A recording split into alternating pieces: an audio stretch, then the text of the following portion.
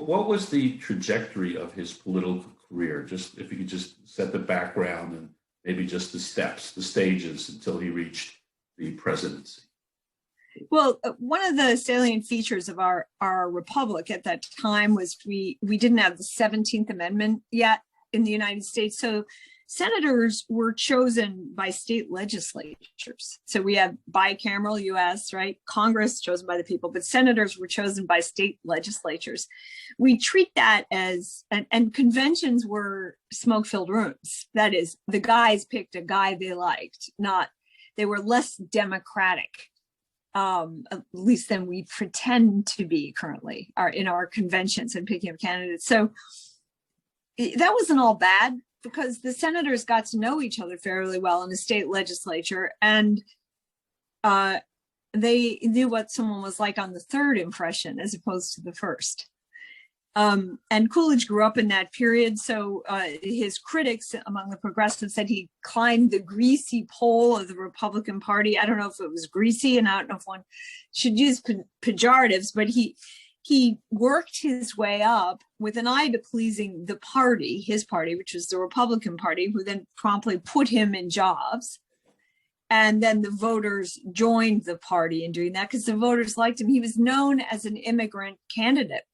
There's a nice dissertation by a fellow named John Blair, I believe it's the University of Chicago dissertation, about Coolidge as immigrant candidate in the early part of his career. So he started in the little town of Northampton, Massachusetts, which was a very hopeful town. It thought it was the future. It saw itself as a really important little town, working as a solicitor for the city, as a representative, trying to get involved in schools. Then he went to the state legislature. Then he was mayor of Northampton. It's a county seat. Okay, that's where Smith College is and Amherst is, in that county. Mm-hmm.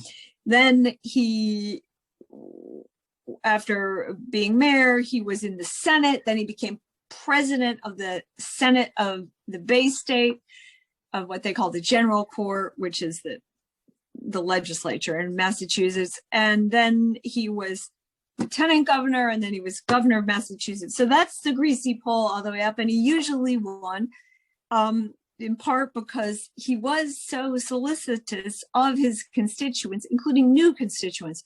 And you think Coolidge, well, Boston, snob, Mayflower, it's not quite like that. There were Coolidges of Boston, and Boston was the Mayflower city. But Coolidge represented Western Massachusetts, which was the newcomers at the time. It was the people in Boston looked down on the people in Western Mass. Coolidge was almost a frontiersman to the Bostonians. He wasn't the Coolidge they knew. They knew fancier Coolidges, right?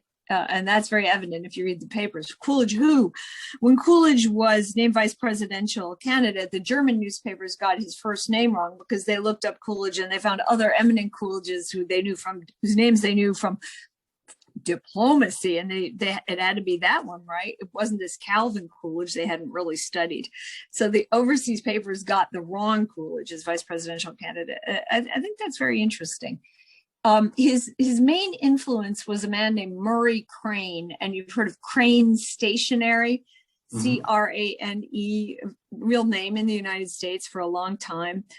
Murray grew up in the family business. His business was the paper company, and the Crane company also printed the US dollar.